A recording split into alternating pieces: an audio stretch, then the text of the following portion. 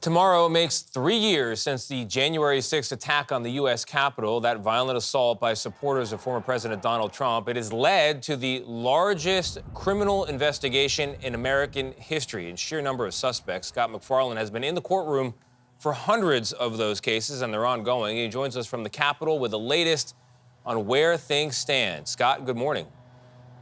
Tony, good morning to you. As of this morning, more than 1,200 people have been charged for their roles in January 6th. More than half have either been convicted at trial or pleaded guilty.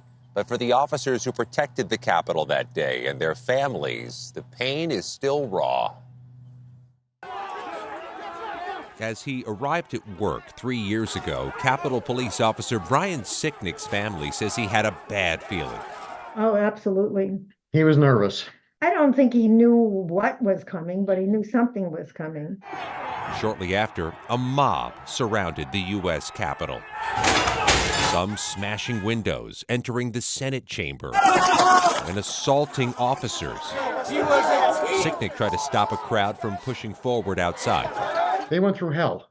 Sicknick died the next day of multiple strokes. His family says the attack he and other officers suffered contributed to his death. 2 men pleaded guilty in connection with the assault on Sicknick. One received an almost 7-year sentence. They're just 2 of the nearly 1,200 defendants in the largest federal criminal prosecution in U.S. history, with defendants from nearly all 50 states, including military veterans, members of far-right groups, even grandmothers, police officers, and firefighters. 3 years ago, if I told you there'd be 1,200 defendants and more to come, would that have surprised you? I would have been shocked.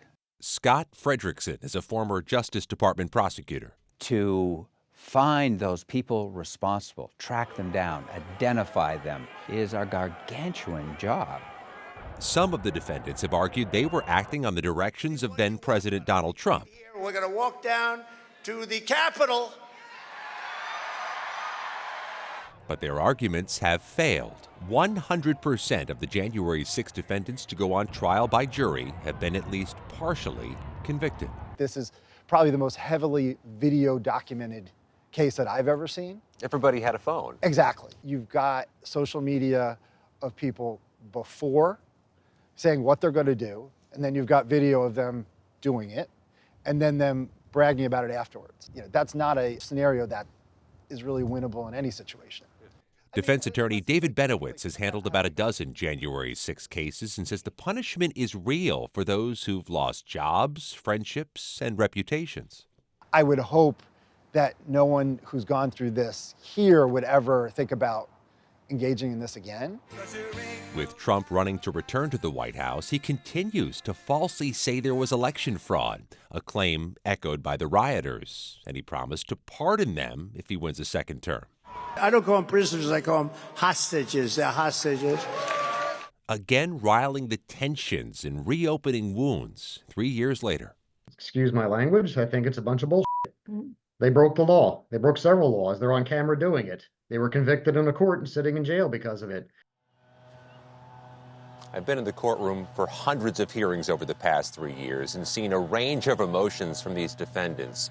Defiance, tears, anger. And though there's daily activity at the courthouse in this big prosecution, the feds say there are still dozens more arrests expected. Nate? And we will stay tuned. Scott, thank you.